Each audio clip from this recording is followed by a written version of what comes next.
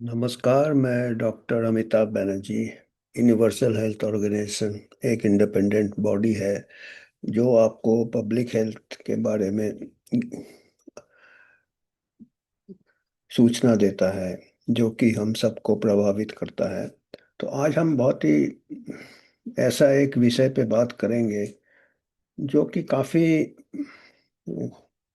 एक प्रकार से मुश्किल विषय है, काफी मुश्किल है, जिसमें सच्चाई तक जाना शायद मुश्किल ही नहीं है, नामुमकिन है जिसको कहते हैं। डॉन को पकड़ना मुश्किल ही नहीं, नामुमकिन है। पर हमको थोड़ा बहुत समझ मिल सकता है अपने अनुभव से। अ, अनुभव से सबसे हमको सही रास्ता मिल सकता है, अपने अनुभव से। और दूसरे भी जो रिपोर्टेड, जो हमको इनपुट्स मिलते हैं, और भी कई अलग अलग जगह से हमको अगर कुछ सूचनाएं आती है, तो उसको हम सबका ठीक से जांच करके हमको थोड़ा बहुत सच्चाई की तरफ हम जा सकते हैं। कि आज हम बात ये कर रहे हैं कि ऐसा मुद्दा है जो कि बहुत हीटेड कंट्रोवर्सी में आ गया है, और कोविड वैक्सीन के बाद और हीटेड इसमें आ गया है। एक प्रकार से अंग्रेजी में जिसको कहते हैं पोलराइजेशन हो गया है। पोलराइजेशन मतलब इंडिया पाकिस्तान हो गया है। मतलब हम एक दूसरे से समझौता हम कर ही नहीं सकते, हम एक दूसरे से बात भी नहीं कर सकते। या यूएसए ईरान हो गया है। इंडिया पाकिस्तान फिर भी कभी कभी टेस्ट मैचेस हो जाते हैं, कई बार बंद हो जाते हैं। पर ऐसा एक युद्ध जैसा सिचुएशन हो गया है। युद्ध जैसा एक मोड़ पे, हम ऐसे मोड़ पे आ गए हैं जिसमें कि विवाद भी नहीं है, डिबेट भी नहीं है, बातचीत भी नहीं है। बस दोनों जो पक्ष है अपने जगह पे अड़े हुए हैं वैक्सीन को लेके। तो आज का हमारा जो मुद्दा है वो है वैक्सीन, टीके। इसमें अंधविश्वास है, फेथ जिसको कहते हैं। इसमें भय है, फियर है, जो कि स्टॉन्च हम सभी वैक्सीन से डर है हमको, कोई वैक्सीन हम लेंगे। और तीसरा होता है जो सबसे मुश्किल है, तथ्य क्या है, फैक्ट्स क्या है, असलियत क्या है। तो विश्वास, भय, तथ्य या असलियत। विश्वास अभी अंधविश्वास की तरफ जा रहा। विश्वास जब अंधविश्वास में जाता तब उसमें विज्ञान नहीं रहता है, अंधभक्ति हो जाता है। और विज्ञान में हमेशा सच्चाई मुश्किल रहता है। जो ट्रू साइंटिस्ट है, जो असली वैज्ञानिक है, वो अंधविश्वास में नहीं जा सकता है। वो फिर उसको बाबा जी बन जाना चाहिए या दूसरे को विश्वास दिलाना चाहिए। और कोई भी बाबा जी अपने पोजीशन से चेंज नहीं होगा। पर साइंटिस्ट, जो असली का साइंटिस्ट है, वो दूसरे की बात सुनेगा, दूसरे की बात सुनेगा। और अगर उसको एविडेंस दिया जाए, तथ्य दिया जाए, तो वो अपना ये चेंज भी कर लेता है, अपना रवैया बदल लेता है। आजकल वो नहीं हो रहा है। साइंटिस्ट लोग भी फेथ की तरफ जा रहे हैं। साइंस में और फेथ में बहुत फर्क है। आपका फेथ ठीक है, रिलीजन ठीक है, आपको आत्मविश्वास, आपको आत्म शांति के लिए ठीक है। पर कोई चीज की जांच के लिए आपको थोड़ा डिटैच्ड होना चाहिए। कोई मोह माया, कोई ये नहीं होना चाहिए जो हम इसी में बिलीव करेंगे। और कोई ईगो नहीं होना चाहिए कि अभी हमको ये तो डिफेंड करना है। वो पॉलिटिक्स में होता है, रिलीजन में होता है। और पॉलिटिक्स में भी आपको मालूम है आजकल दल बदल लेते हैं। पर पॉलिटिक्स में बेईमानी के लिए दल बदलते हैं, फायदे के लिए। पर साइंटिस्ट जब दल बदलता है, उसको एविडेंस मिलता है, तब दल। पर एक जो वैक्सीन साइंस है, वो एक ऐसा सब्जेक्ट है जो बहुत अनसर्टेनिटी है, बहुत अनसर्टेन, और अनसर्टेनिटी के अलावा कहीं कहीं वैक्सीन इंडिकेटेड रहता है, कहीं कहीं इंडिकेटेड रहता है, और कहीं कहीं वो इंडिकेटेड बिगर इसके भी काम चल सकता है। और एक बेसिक ये होना चाहिए, एक बेसिक रूल होना चाहिए कि जब तक बिल्कुल आवश्यक नहीं हो वैक्सीन ना दे ही तो अच्छा है। ये मैं एक जनरल रूल बन रहा है, अननेसेसरी ऐड नहीं करना चाहिए, क्योंकि आजकल जो एक्स्ट्रा जो ऐड हो रहे हैं प्रॉफिट के लिए ऐड हो रहे हैं, इनकम्प्लीट एविडेंस में ऐड हो रहे हैं। और अभी जो है वो जो ऐड हो रहे हैं उसके जो साइड इफेक्ट्स को ठीक से स्टडी नहीं कर रहे हैं, क्योंकि साइड इफेक्ट स्टडी करने में सालों लग जाते हैं, 10 साल। लॉन्ग टर्म भी होता है कुछ साइड इफेक्ट्स। पर आजकल बस वो वनडे जैसा हो गया है, आईपीएल जैसा हो गया कि वैक्सीन को निकालना है, मार्केट करना है, T20 जैसा हो गया है। टेस्ट मैच में असली में क्रिकेटर का ये पता चलता था कौन कितने पानी में है, ऊंच नीच का। T20 में तो पूरा सर्कस है। तो आजकल वो वैक्सीन साइंस वैसा बन गया T20 जैसा, उसमें पता ही नहीं चलता कौन अच्छा है कौन ये है। दूसरे लॉट के वैक्सीन आ जाते हैं, फिर ऑक्शन लगता, फिर बोली लगता, फिर। और काफी वैक्सीन में आजकल काफी प्रॉफिट है, जो $1 बिलियन ये हो गया है। और इस प्रॉफिट में मैच फिक्सिंग चारों तरफ से है। जैसे क्रिकेट में मैच फिक्सिंग है, टेस्ट मैच में होता होगा उतना कहाँ उस टाइम था।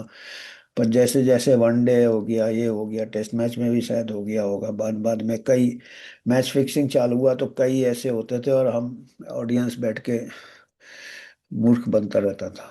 वो पहले से मैच फिक्स हो जाते थे या जो भी होते थे। काफी अभी आईपीएल का हमको पता नहीं है, सुना है इसमें भी बैटिंग एटिंग होता है, अपने को नहीं मालूम है। जब से टेस्ट मैच बंद हुआ अपना, क्रिकेट में ये चला। आजकल वैक्सीन में ऐसे हो रहा है, मैच फिक्सिंग हो रहा है, क्योंकि इसमें खाली मैन्युफैक्चरर नहीं है इसमें फिर।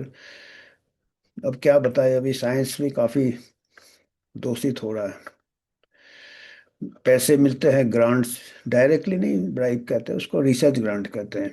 और बहुत बड़े बड़े रिसर्च ग्रांट, और फार्मा वाले रिसर्च ग्रांट सबसे ज़्यादा उन्हीं के पास है। कि धीरे धीरे यूनिवर्सिटीज पहले एक ज़माने में इंडिपेंडेंट होते थे, वो अपना इंडिपेंडेंट रिसर्च करते थे। आजकल वो करीब 30-40 साल से यूनिवर्सिटीज अपना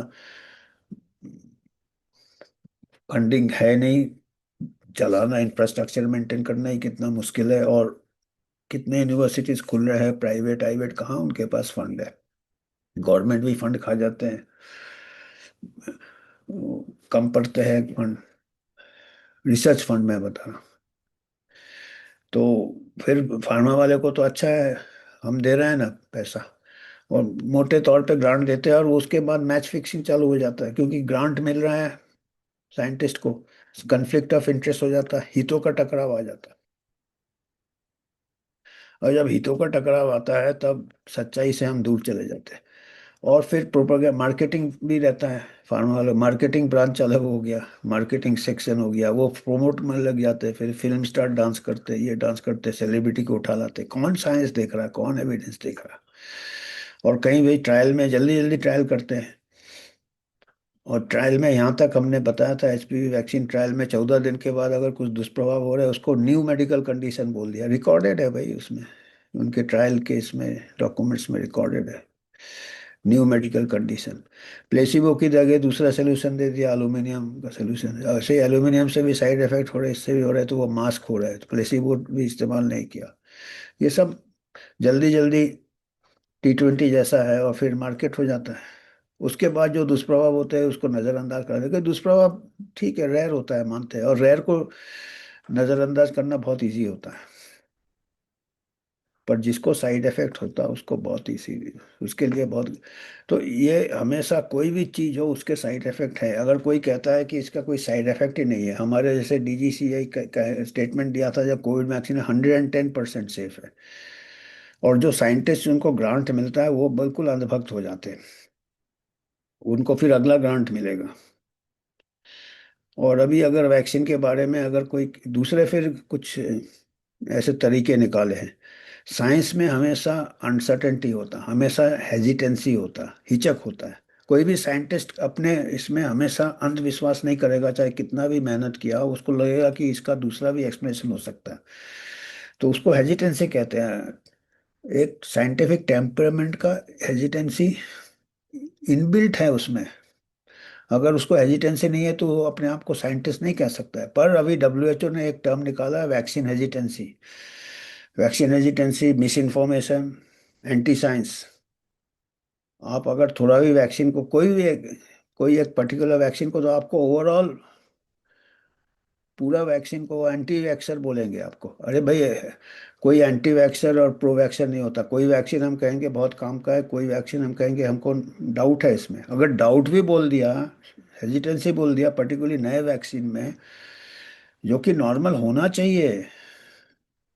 आप जब रास्ता क्रॉस करते हो तो आप बाएं देखते हो, दाएं देखते हो, नए पर्टिकुलरली जब नए जगह में जाते हो, फिर रास्ता क्रॉस करते हो, आप कहोगे यार ये तो आपको हेजिटेंसी है, चला सीधा जाओ ना, आप काहे दाएं बाएं देख रहे हो। पेडिस्ट्रियन हेजिटेंसी बोलोगे क्या उसको? तो ऐसा भी कोई नया वैक्सीन आता, जैसे हमारे लिए नया सर, नए गाड़ियां आ रही रास्ते में, तो हम बाएं दाएं बचपन से हमको सिखाया जाता है। साइंटिस्ट को तो हमेशा होना चाहिए हेजिटेंसी, कि भाई इस प्रोडक्ट में कुछ कमी है क्या, उसको हम फिर दूर करेंगे। तो आजकल वो मतलब उसको तो आपको कलंकित कर दिया आपने वो वर्ड। तो आप सोच सकते हैं ये कैसा ये है, ऐसा एंटी साइंस है। और अभी डब्ल्यूएचओ कह रहा है कि स्टैंड विथ साइंस, और डब्ल्यूएचओ बोलता है vaccine hesitancy is the biggest threat. Science कैसे होगा अगर हेजिटेंसी नहीं होगा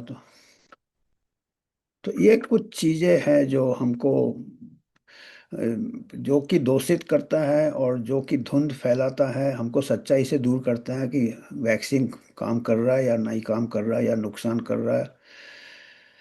बिलियंस ऑफ डॉलर इन्वॉल्व है वैक्सीन मैन्युफैक्चर में जाते हैं।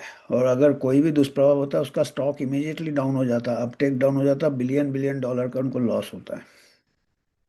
तो वो किसी हालत में वो नहीं मंजूर करेंगे कोई भी साइड इफेक्ट। इतना मुश्किल है अगर आपको।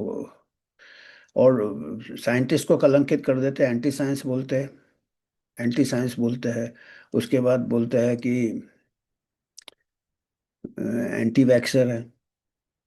मेरे साथ हो रहा है। मैं अभी एक पेपर, एक आर्टिकल लिखा था, एक कॉलम लिखा था कोई मैगजीन में। वो डाला था मैंने सोशल मीडिया में, लिंक्डइन में। तो मेरे को फॉरेन यूनिवर्सिटी से एक साइंटिस्ट मेरे पीछे पड़ गए। बोले you are spreading unscientific facts. वो क्या कह रहे हैं, वो एचपीवी वैक्सीन को लेके। तो हमने कहा कि अभी तक तो कोई, और वो क्या बोल रहा है, वो बोल रहा है कि एचपीवी वैक्सीन से हम कैंसर, वो जो भी कंट्री है, मैं कंट्री का नाम नहीं लूंगा, छोटा सा कंट्री है, हमारा शहर उससे बड़ा होता है, बोल रहे हैं वहाँ पे हमारे तो सर्वाइकल कैंसर इरेडिकेट करने की नौबत आ गई है। बताइए ये वैक्सीन निकले जुम्मे जुम्मे 10 साल हुए, 15 साल हुए, और सर्वाइकल कैंसर 30 साल 40 साल बाद होता। 40 साल बाद पता चलेगा या 30 साल बाद पता चलेगा उसका असर, या अभी जुम्मे जुम्मे पता चल जाएगा। We are on the brink of eradication कहते हैं। आप अनसाइंटिफिक हो, आप फियर फैला रहे हो। फिर उन्होंने एक स्टडी हमने देखा था, वो स्टडी भी हमने देखा था, उसी यूनिवर्सिटी का एक स्टडी है, जो कितने लाखों में किया है, जो उन्होंने टीका लिया, जो उन्होंने टीका नहीं लिया, वो रिकॉर्ड से किया उन्होंने study।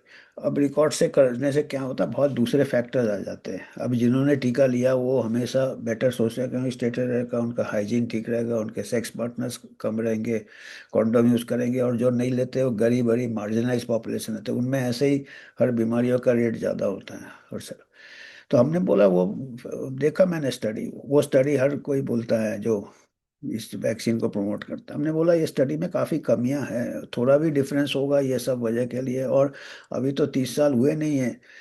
वो क्या है, इंटरमीडिएट लीजन्स वगैरह छोटे छोटे, वो CIN1 CIN2 वो क्लियर होते हैं। अब वो तो बिगर वैक्सीन के भी क्लियर होते हैं अगर नेचुरल हिस्ट्री वही बताते हैं। और उसके अलावा HPV जो वायरस है, उसके 4 या 9 स्ट्रेन कवर करते हैं। जो गार्डेसिल 9 है, हमारे वाले गार्डेसिल 4 में 4 ही स्ट्रेन है, और पर अभी 200 स्ट्रेन है। और हमारे इंडिया से ही मैंने एक स्टडी भेजा उनको, उसमें पता चला कि इंडिया के अलग अलग पार्ट में अलग अलग HPV के स्ट्रेन्स निकले हैं, जो कि संभावना वो भी शायद कैंसर कर सकते हैं, और जिसके अगेंस्ट वैक्सीन में इंक्लूडेड नहीं है। हालांकि करेंगे, अभी वो भी एक मार्केटिंग बन जाता है। तो ये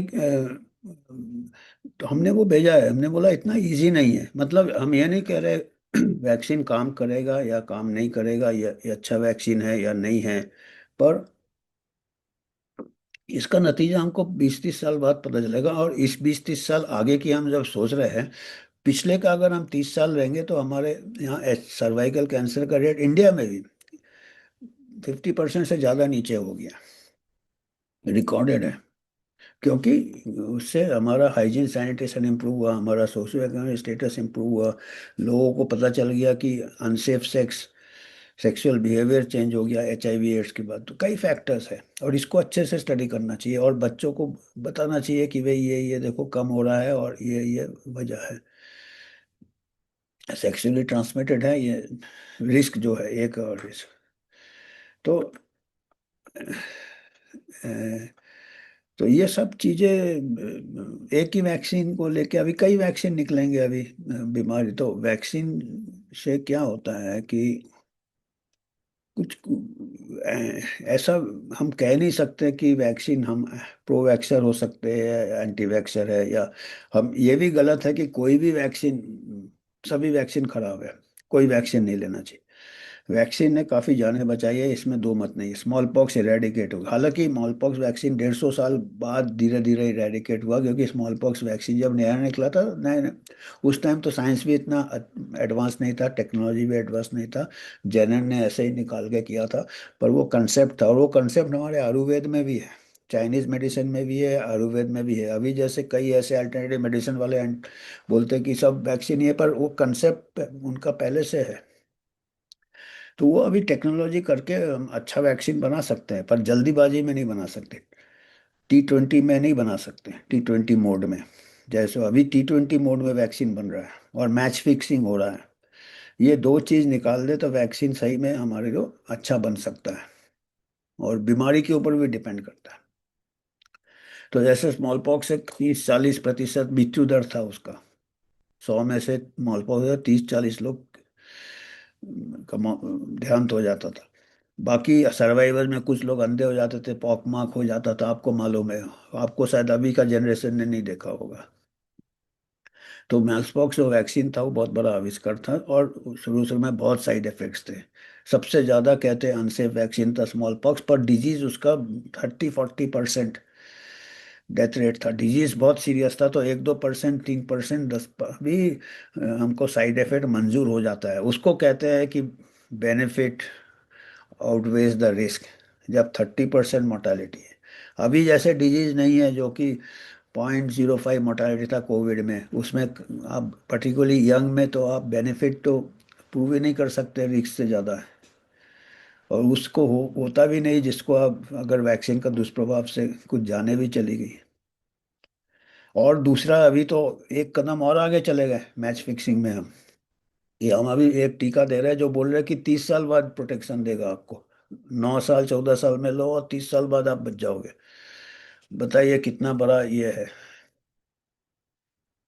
और इस पे अड़ गए हमारे विदेशी, हमारे कलीग, बोले कि हाँ, आपको साइंस नहीं आता, आप अनसाइंटिफिक और डोंट फियर। तो ऐसा अंधभक्ति है ना। ये तो कॉमन सेंस है यार, बाहर में जाए साइंस। अभी वो पेपर कोट करते हैं अपने यूनिवर्सिटी का, वो उसमें बोलता है वो प्रूव कर दिया कि ये बचाता। अरे कैसे प्रूव करेगा है जो चीज 30 साल बाद होता है? वो प्रूव किया है बीच में डेटा बोला। और हमारे कंट्री का, आपका कंट्री जैसा नहीं, हमारे कंट्री का डेटा सिस्टम बहुत अच्छा है। ठीक होगा, डेटा सिस्टम अच्छा है, पर ये तो है ना, डेटा से कोई एनालिसिस थोड़ी होता है आगे क्या होगा। और हमने बता ही दिया है कि जो लोग लेते हैं उनके दूसरे फैक्टर होते हैं। और ये बात हम ये भी बता दें कि जो यूनिवर्सिटी में बात कर रहे हैं, जिस यूनिवर्सिटी ने स्टडी किया था, और खुद जिस यूनिवर्सिटी में वो है, इसी स्टडी के लिए, HPV स्टडी के लिए, HPV वैक्सीन स्टडी के लिए बिल गेट्स फाउंडेशन ने $15 मिलियन दिया है, गेट्स फाउंडेशन ने। और उस स्टडी के जो ऑथर्स कहते हैं कि हमारा कोई कॉन्फ्लिक्ट ऑफ इंटरेस्ट नहीं है, हितों का टकराव नहीं है, हमको कोई इंडस्ट्री फंडिंग नहीं मिला। अरे भाई, गेट्स फाउंडेशन तो सभी इंडस्ट्री को कंट्रोल करता है, और HPV वैक्सीन गेट्स का बहुत पेट सब्जेक्ट है, बहुत प्यार है गेट्स को HPV वैक्सीन में। और यंग गर्ल्स के प्रोटेक्शन में। बेशक वो एप्स्टीन फाइल में हो, पर उसको काफी चिंता लगा रहता कि गर्ल्स के हेल्थ अच्छे हो, ये हो। वो और $15 मिलियन वाली एचपीवी वैक्सीन ट्रायल में उस यूनिवर्सिटी को दिया है। छोटा सा एक यूनिवर्सिटी है, वैसे फॉरेन है तो नाम बड़े होते हैं, हमारे लोग सब वहाँ जाके ये बन जाते हैं, बहुत बड़े एक्सपर्ट बन जाते हैं। ग्राउंड सिचुएशन मालूम नहीं रहता उनको, मालूम नहीं है ग्राउंड में कितने लोगों को एचपीवी वैक्सीन से। यूरोपियन कंट्री में ही, मैंने किताब का नाम भी बोला है, एचपीवी वैक्सीन ऑन ट्रायल, पढ़िए आप, मंगाइए, पर लेकिन बोले नहीं। वो तो अपने को सब ये समझते हैं क्योंकि ये बहुत बड़े यूनिवर्सिटी में बहुत बड़ा फंडिंग मिलता है।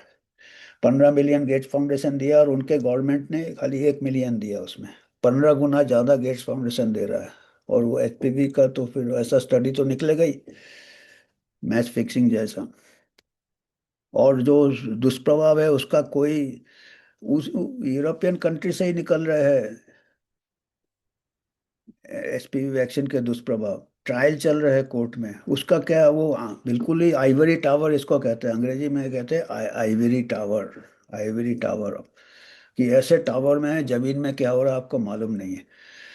जमीन में बहुत कुछ हो रहा है। हम हमने, हमारी विशेषज्ञता में कई साल, 30 साल, 40 साल, और वो भी थे जो प्रोफेसर थे, उनका भी मैं इज्जत करता हूँ। उन्होंने देखे हैं मीजल्स डेथ, देखे अफ्रीका में नौकरी किया, मीजल्स डेथ देखे हैं। रात भर नींद नहीं आता था, बच्चे की मातें रोती थी।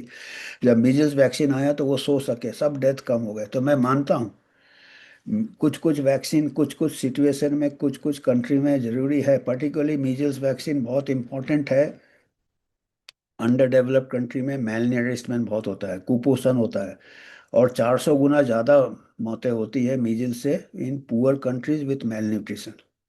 और ये अभी का हम आपको एग्जाम्पल देंगे, अभी आज ही के पेपर में है, 98 बच्चे की जानें चली गई मीजल्स से पाकिस्तान में। और 2 साल पहले टेक्सास में बहुत हल्ला हुआ था, मीजल्स आउटब्रेक, बहुत 700-800 केसेस हो गए थे, 2 डेथ हुए थे खाली। क्योंकि वहाँ पे बच्चे न्यूट्रिशन अच्छा रहता है, कुपोषण नहीं है। यहाँ पे 98 डेथ हो गए, और वहाँ पे 2 डेथ में हल्ला हो गया। और वो बाद में उसका केस रिपोर्ट वगैरह मैंने, याद है मेरे को, 2 साल पहले डिटेल्ड इन्वेस्टिगेशन किया था। वो मीजल्स से डायरेक्टली, मीजल्स से डेथ नहीं हुए थे, वो उसके बाद बच्चों को बैक्टीरियल इन्फेक्शन हो गया था, और वो बैक्टीरियल इन्फेक्शन को करेक्ट एंटीबायोटिक नहीं दिया था, वो दो भी डेथ नहीं होते। अभी क्या है, उनको क्या एक्सपीरियंस नहीं है, वेल टू डू कंट्री में है, सब मिस कर जाते, डायग्नोसिस मिस कर जाते, करेक्ट ट्रीटमेंट। तो जो भी है, ये जीता जाता। टेक्सास में आउटब्रेक हुए थे, 800-700 केस हुए थे, उसमें 2 डेथ हुए थे, और यहाँ पाकिस्तान में नहीं, 100 डेथ हो गए, क्योंकि 400। और इंडिया में भी महामारी के दौरान मीजल्स वैक्सीनेशन कम हो गया था, कोई झुग्गी झोपड़ियों में काफ़ी डेथ्स वगैरह हो गए थे, मुंबई वगैरह में। तो मैं मानता हूँ, इसीलिए आपको सिचुएशन देख के इस्तेमाल करना है। और मैं जैसे अपने पर्सनल तजुर्बा से बात करूंगा तो मैंने ऐसे देखे हैं केसेस में, खुद हैंडल किए हैं, जो डेथ हो गए बच्चों के, या और इवन एडल्ट्स में भी, जो कि अगर वैक्सीन लगता तो वो डेथ बच सकता था। तो मेरे को बहुत ये होता है, बेचैनी होता है कि ये बच सकता था अगर इसने वैक्सीन ले लिया।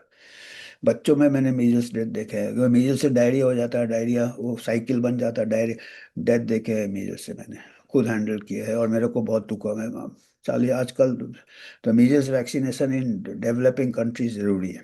पर कुछ ऐड करते हैं जिसके ऊपर मेरे को डाउट है, अब वो हर वैक्सीन के बारे में बात करेंगे तो बहुत टाइम लगेगा, धीरे धीरे हम कर सकते हैं। तो कुछ कुछ वैक्सीन, टिटेनस वैक्सीन, हमने टिटेनस से डेथ देखे, जिससे कि 20-30% होता है, किसी को भी हो सकता है टिटेनस।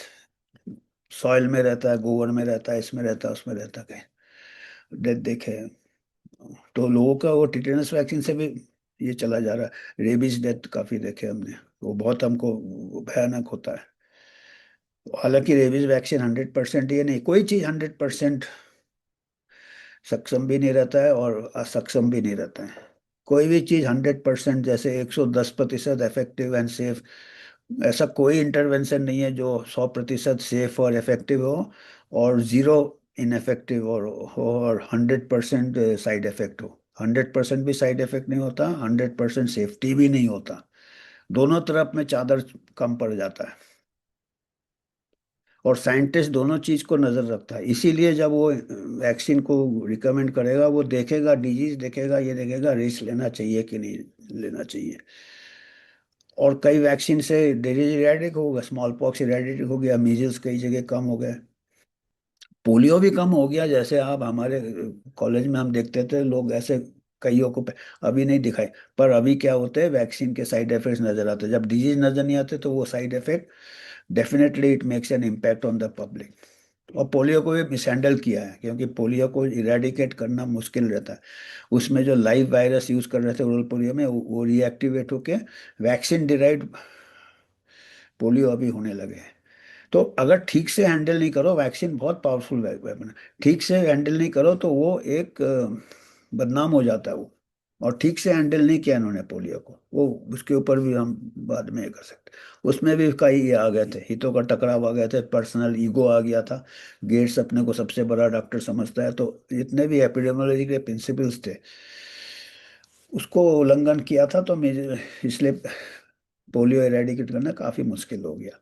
और अभी ये कैंसर इरेडिकेट करने चले एचपीवी वैक्सीन से, जो कि आगे क्या होगा क्या पता। और आगे क्या होगा क्या, ऐसे भी कम हो रहे हैं, आगे मैं बता रहा हूँ क्या है, ये मैच फिक्सिंग ही है। क्योंकि ऐसे ही कम हो रहे हैं मालूम है, और फिर बाद में और कम हो जाएंगे, तो फिर बोलेंगे ठीक है ये टीके से कम हो गया, और टीके में काफ़ी ये है इन्वेस्टमेंट। पर अभी ऐसे सिचुएशन में जो अपने आप जो बीमारी कम हो रहा, जो एक पब्लिक हेल्थ प्रॉब्लम से नहीं है, उसमें टीका प्रमोट करना मतलब बहुत ही अनैतिक है। क्योंकि आप हेल्दी पर्सन को टीका दे रहे हो, हेल्दी एक भी हेल्दी पर्सन का डेथ हो गया तो वो अनैतिक है, अनएथिकल है, अनएक्सेप्टेबल है। अब वो क्या है, एक्सेप्ट कर ही नहीं रहे, ठीक से जांच ही नहीं करते डेथ को। अरे ट्रायल के दौरान 7 डेथ हो गया था 2009-10 को, उसको जांच नहीं किया, फिर अभी बोलते उसका कोई कोरिलेशन नहीं, क्योंकि जांच नहीं किया। अरे कत्ल हो जाता है कोई सामने, ठीक से आप उसका पोस्टमार्टम नहीं करो, आप उसका फिंगरप्रिंट नहीं लो, तो एक कातिल भी छूट जाता है। तो वो ऐसे वैक्सीन डेथ को कितना इजी है, वो तो बता रहा है, दुनिया तो सोच रही जनहित में हो रहा है, इतना बड़ा वैक्सीन है, उसमें डेथ हो गया तो कोइंसिडेंटल निकल जाता है, कत्ल निकल जाता है, तो वैक्सीन डेथ को क्या है। तो जो भी है अभी हम उसके ऊपर कुछ बात नहीं कर सकते। तो वो एक, तो ऐसे आप सोचो जब ट्रायल के दौरान 7 डेथ का, 7 में से एक का भी पोस्टमार्टम नहीं किया, और उनके डेथ सर्टिफिकेट में भी कहीं डेट नहीं है, कहीं सिग्नेचर, तो आप सोच सकते हैं। तो फिर ऐसे टाइम में अगर कुछ दुष्प्रभाव होता तो कैसे उसको एस्टेब्लिश होगा, ऑथोरिटी सब फिर क्या होता है, ये अंधभक्त फेथ में चलता है, अंधभक्ति, भक्ति भक्ति, एक रिलीजन बना लेते हैं इसको, वैक्सीनोलॉजी को। तो वो कोई भी बोलेगा तो सोचेगा यार हमको बोलेंगे एंटी वैक्सर, हम बिरादरी से निकाल देंगे, ऐसे ही है, बिरादरी से ही निकाल देते हैं। कोई डॉक्टर बोलता नहीं है, इसलिए वो बिरादरी में उसका ये कलंकित हो जाएगा। तो ये हम कुछ बातें हैं वैक्सीन के ऊपर, हम दोनों पक्ष देखे, और फिर हमने ये भी देखे जो कि उनके पेरेंट्स से मिले हैं, जिनके वैक्सीन से बच्चे का देहांत हो गया है, वैक्सीन साइड इफेक्ट्स, या कोई हैंडीकैप हो गया, इनके साथ भी हमने इंटरेक्ट किया। इसीलिए हम कहते हैं ना, आइवरी टावर में साइंस नहीं होता है। जब तक आप जमीन में नहीं उतरोगे आपको पता नहीं चलेगा जमीन में हो क्या रहा है। T20 में चला जाता है सब फिक्स्ड, एक ही पिच रहता है, पर टेस्ट मैच में कैप्टन लोग पिच देखते थे, फिर बॉलर को सेलेक्ट करते थे, पिच देखते थे, फिर टॉस के बाद बैटिंग करना है या बॉलिंग करना है। आजकल कहाँ क्रिकेटर को इतना तजुर्बा होगा, तो ऐसे डॉक्टर्स भी पहले पिच देखते थे, पहले पेशेंट देखते थे, पहले सोशल फैक्टर्स देखते थे, फिर कम्युनिटी देखते थे, फिर जाके वैक्सीन कौन सा है। अभी क्या है, मास प्रोग्राम लगा दो लगा दो, क्योंकि अगर गवर्नमेंट प्रोग्राम में आ जाता है तो आपका फिक्स्ड है ना, हर साल एक ही बार नचाना पड़ेगा हीरो हीरोइन को, जितने भी फिल्म स्टार को, सेलिब्रिटी को। वो एक बार धक्के में डाल दो नेशनल प्रोग्राम में, तो आपका फिर साल के बाद साल, साल के, और एक बार डाल दो तो फिर निकाल नहीं सकते हो, पॉलिटिकल इशू बन जाता है। तो अभी तो हमने वैक्सीन रिसर्चर्स का, डॉक्टर्स का तो बता दिया, ही तो कटा, पॉलिटिशियन का भी वही रहता है। रुडोल्फ विर्कोव ने 200 साल पहले कहा था कि पॉलिटिक्स क्या है, medicine on a large scale. लोगों को बोला मेडिसिन दे रहे हो लार्ज स्केल में, भलाई कर रहे हो, वो पॉलिटिक्स है। तो आजकल बिल्कुल उसी में हो रहा है। प्रोग्राम लॉन्च हो रहे हैं, मिनिस्टर आ रहे हैं। वही मिनिस्टर 76 पार्लियामेंट्री कमेटी में उन्होंने बोला भाई ये गलत किया है इन्होंने, अनैतिक किया और कमर्शियल, और वो कमेटी मेंबर थे वही, और वही अभी लॉन्च कर रहे हैं। तो ये पॉलिटिक्स हो गया, डॉक्टर्स का हितों का टकराव हो गया, और आम जनता इनको फाइनल वर्ड समझता है। और फिर मार्केटिंग स्ट्रेटेजी, पूरा मार्केटिंग है। ये जो है ना, जो कोई सॉफ्ट ड्रिंक बेच रहा है या फास्ट फूड बेच रहा है, क्रिकेटर आके, फिल्म स्टार, तो ऐसा कोई मेडिकल, ये डॉक्टर्स तो, डॉक्टर्स को अपने हितों का टकराव कर दिया जिनको ग्रांट दे रहे हो, और ऐसे जो ग्रांट वाले बड़े बड़े जगह बैठते हैं, WHO, CDC, FDA, ICMR, हमारे सब जगह सब बड़े बड़े, और बाकी डॉक्टर भी आ जाते हैं इसमें, ये भजन में आ जाते हैं, भजन जैसे होता ना, अपना हनुमान चालीसा जैसे चालू कर देते हैं वैक्सीन का गुण गाना। पर ये फेथ है, ये साइंस नहीं है। साइंस में वो आवाज को भी सुनना चाहिए जो कि बोल रहा है कि शायद कुछ दुष्प्रभाव भी हो रहे हैं, शायद ऐसा नहीं है, क्योंकि साइंस परफेक्ट नहीं है। और मेडिकल साइंस तो सबसे इम्परफेक्ट साइंस है, क्योंकि ह्यूमन बॉडी का वेरिएशन बहुत होता है, हमने कई बार बता। तो हमने इसी के ऊपर एक लेख लिखा था आज से 2 साल पहले। मैंने सोचा उस लेख में हम बात करेंगे डबल हेलिकल में, वैक्सीन, फेथ, अंधविश्वास, डर, फियर, जो एंटी वैक्सर हो जाते हैं क्यों, क्योंकि उन्होंने साइड इफेक्ट ही देखा है, उन्होंने एक्चुअल डिजीज नहीं देखा। और फिर तीसरा है एक्चुअल फैक्ट्स। एक्चुअल फैक्ट्स बहुत मुश्किल है, हमेशा अनसर्टेनिटी रहेगा, कभी सर्टेन नहीं रहेगा। हमको नहीं मालूम है कि इस बीमारी से शायद इसका देहांत हो जाए कि और ये भी नहीं मालूम है कि शायद इस वैक्सीन से इसका साइड इफेक्ट हो जाए। दोनों तरफ हमको बहुत ह्यूमन, कितने भी केस हम देख ले, 800 को दिया है, 801 को साइड इफेक्ट नहीं होगा हम पहले से नहीं बता सकते। अब क्या होता है कि 801 को जब होता है, तो जिसने 800 केस में नहीं देखा है वो सोचेगा ये कोरिलेटेड नहीं है, पर हो सकता कोरिलेटेड हो। रेयर है ना, क्योंकि कई ऐसे होते हैं, कुछ लोग एलर्जिक होते हैं, कुछ लोग तो मूंगफली में एलर्जी होते हैं, कोई नट्स में एलर्जी होते हैं। तो ऐसे कोई जो वैक्सीन का कंटेंट होता है उसमें एलर्जिक हो सकता है, उसमें डेथ भी हो जाते हैं। तो इसीलिए अननेसेसरी नहीं देना का है, कोई खाना नहीं है मूंगफली नट्स से आपका खाते हो, पर ये वैक्सीन आप बाहर से दे रहे हो। तो जब तक आपका डिजीज का स्टडी बहुत इंपॉर्टेंट है, डिजीज में कितना है, कितना रिस्क है उस डिजीज में, कितना, फिर जाके पिच को देखना है, सराउंडिंग्स देखना है। तो हम थोड़े स्लाइड शेयर करेंगे, कुछ बनाए हैं थोड़े सा, ज़्यादा होंगे तो हम जल्दी जल्दी जाएंगे। तो ये है आज का विषय जो है हमारा, वैक्सीन, फेथ, फियर, फैक्ट्स। तो ये जैसे हमने बताया, जब प्रिवेंट होता तो वो नॉन इवेंट होता, तो हमको पता ही नहीं चलता वैक्सीन फायदा कर रहा है। तो वैक्सीन का थोड़ा मुश्किल है ना, जज करना। क्योंकि जब डेथ्स बहुत होते हैं तब वैक्सीन का, जैसे स्मॉल पॉक्स में बहुत डेथ होते थे, तो पर अगर जब कंट्रोल हो जाता डिजीज मास वैक्सीनेशन, तब एक भी डेथ होता तो वो बहुत बड़ा ट्रेजेडी हो जाता है। तो जूलियस सीजर ने शेक्सपियर में कहा था, शेक्सपियर ने जूलियस सीजर में एक डायलॉग है, शेक्सपियर के जूलियस सीजर में, इविल जो होता है, जो आदमी गलत काम करते हैं वो मरने के बाद भी लोग याद रखते हैं, या हिटलर को याद रख रहा है या किसी को याद रख रहा है जो उन्होंने गलत काम किया था। गुड जो अच्छे करते हैं वो दफना दिए जाते हैं, अच्छा ही। तो वैक्सीन का भी ऐसा ही है, जो अच्छे वैक्सीन होते हैं वो कई बीमारियों से बचाते हैं, तो उसके बारे में पता नहीं चलता। पर अगर खराब वैक्सीन होते हैं, एक भी डेथ होता तो लोग उसको कबूल नहीं करेंगे, और कबूल करना भी नहीं चाहिए।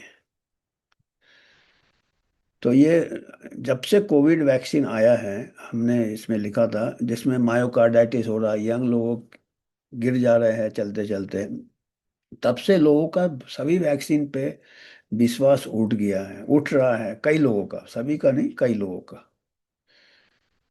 तो पर्सनल एक्सपीरियंस ये भी मैंने बताया, जैसे हम गरीबी में हमने महामारी का काम किया है, महामारियों में काम किया है, normal day to day interaction किया है, डेथ्स देखे हैं, वैक्सीन प्रिवेंटिव है।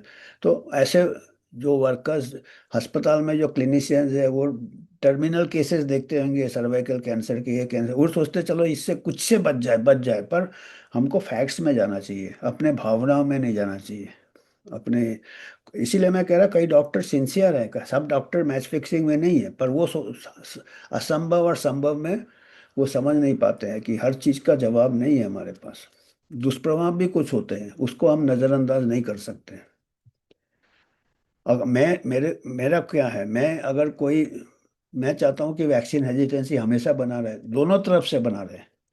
अगर कोई बोलता सभी वैक्सीन है, हम कोई वैक्सीन नहीं लेना चाहिए, तो हम, वो वैक्सीन हेजिटेंसी नहीं है, वो पोलराइजेशन है, उसने अपना ये बना लिया है। तो मैं उसको कहता नहीं भाई, कुछ वैक्सीन काम के भी है। और दूसरा पक्ष भी ठीक नहीं है साइंस के लिए, कि नहीं सभी वैक्सीन अच्छे हैं, कोई साइड इफेक्ट है नहीं, तो उसको मैं बोलता हूँ भाई कुछ डेथ हुए हैं, कुछ साइड इफेक्ट हुए हैं, उसकी तरफ भी नजर डालो। दोनों तरफ क्या है, फेथ है, विश्वास है, विश्वास में साइंस आगे नहीं बढ़ता है, इंडिया पाकिस्तान हो जाता है।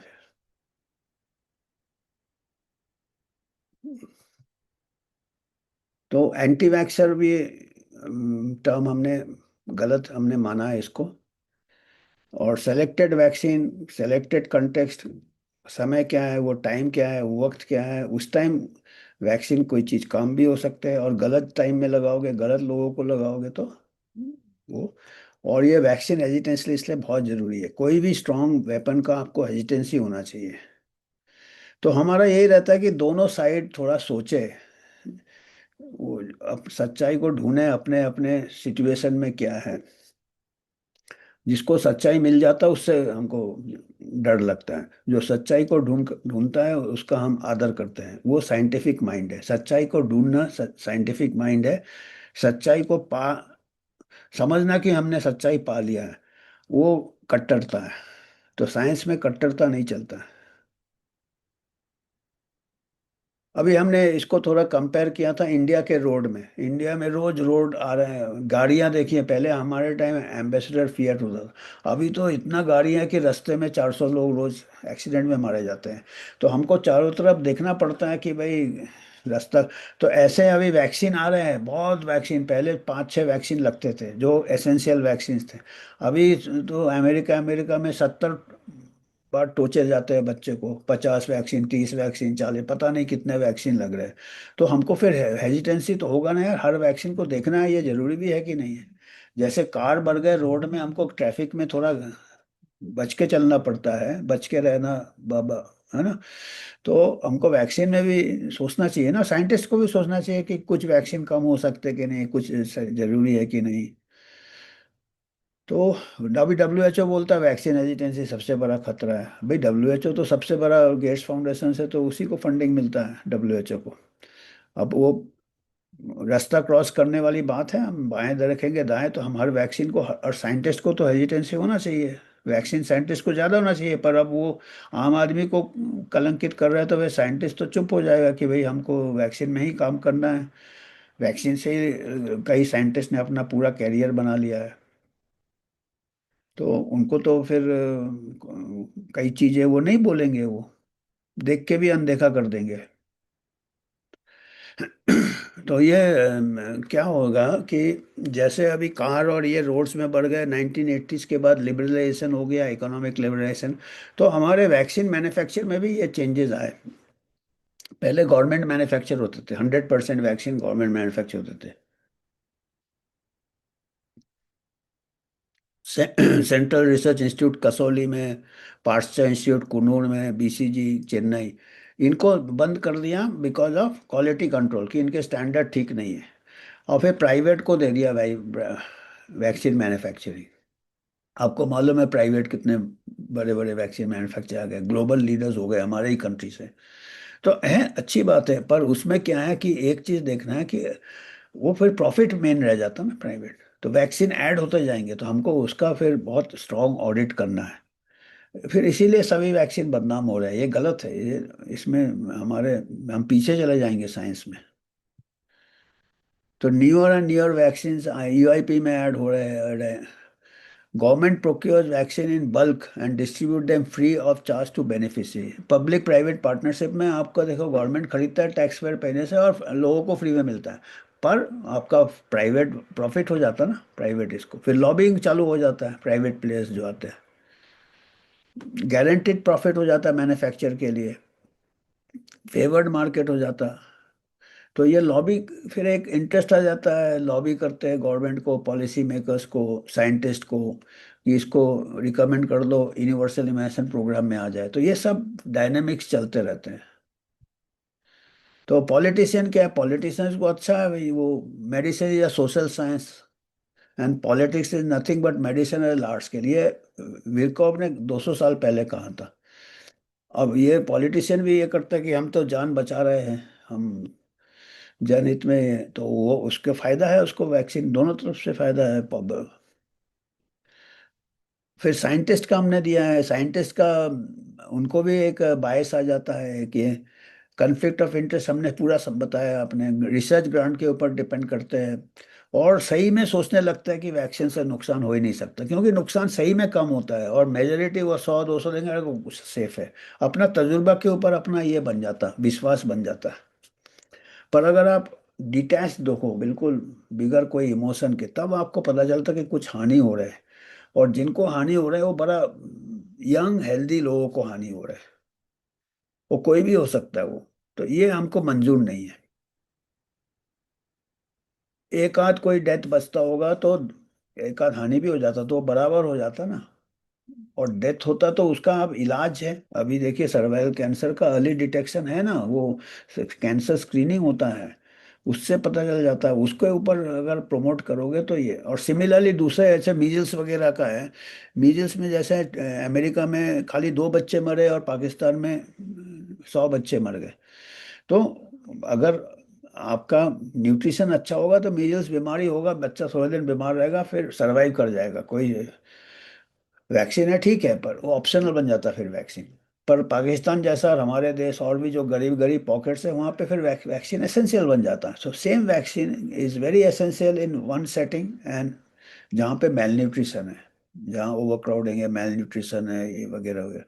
तो ये हमको ये देखना है, साइंटिस्ट को कोई हाँ और ना में इसलिए जवाब देना आसान नहीं है।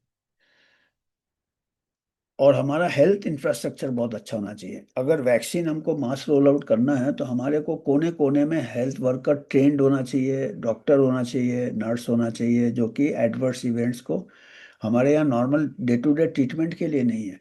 और ऐसे अगर कोई प्रोग्राम लॉन्च होता है तो वो ट्रीटमेंट से और डाइवर्ट हो जाता है अटेंशन। और फिर एक बार दे दिया उसके बाद इनके साइड इफेक्ट देखने के कोई नहीं रहते। ये तो आपने मतलब ट्रेन नया चालू कर दिया, पटरी नहीं है आपके पास। तो अगर इससे क्या है, वैक्सीन अगर कोई नया लॉन्च होता है तो इसके पॉजिटिव साइड को भी देखना चाहिए। अगर आप उसके साथ साथ health infrastructure, public health infrastructure को भी डेवलप करो, तो ये एक पॉपुलेशन बेनिफिट हो सकता है, collateral benefit of vaccination programme. पर हम हमारे यहाँ ऐसा नहीं होता है, वो एक कैंप होगा, ये होगा, फिर लगा देंगे, फिर भूल जाएंगे। ऐसे में नहीं होता है, ऐसे में overall public health development through out the country होना चाहिए। फिर आप सोचो वैक्सीन, वो भी ऑप्शनल सोचो, इतना कुछ बैंड बाजा बजा के जरूरत नहीं है। बेसिक हेल्थ सर्विसेज इंप्रूव हो गया तो कई बीमारियां ऐसे ही कम हो जाते हैं, मोर्टेलिटी कम हो जाते हैं। तो अभी सब कुछ डाइवर्ट हो रहे हैं फंड्स इसी तरफ। अभी अगर एचपीवी वैक्सीन में तो 1300 करोड़ का खर्चा आएगा हर साल। अभी कह रहे हैं पहला वाला डोज फ्री में दे रहे हैं, पर अगला साल क्या होगा, ये क्या होगा, तो वो 1300 करोड़ रुपए से और भी कई चीजें में हम कर सकते हैं। बेसिक हेल्थ सर्विसेज इंप्रूव कर सकते हैं, कैंसर स्क्रीनिंग इंप्रूव कर सकते हैं, तो ये सब हमको इम्पोर्टेंट है। तो अगर करेक्ट जवाब दे कि भाई वैक्सीन सेफ है या अनसेफ है या डिफिकल्ट है, कोई भी चीज़ सेफ नहीं है। जैसे हमने कहा कि मोटर गाड़ियाँ इतना ऐड कर रहे हैं कि 500 लोग का देहांत होता है और वो नज़रअंदाज हो जाते हैं, या हम डिसेंट यंग लोगों का। अभी वैक्सीन जितना ऐड करोगे कई ऐसे एडवर्स इवेंट्स उसमें भी होंगे और हमको पता नहीं चलेगा।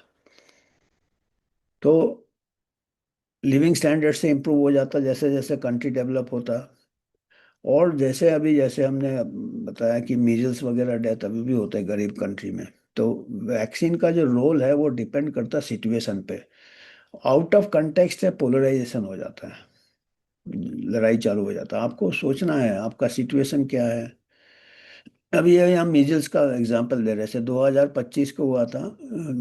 दो डेथ हुए थे और 700-800 केसेस हो गए थे, छोटे छोटे 37 काउंटी में।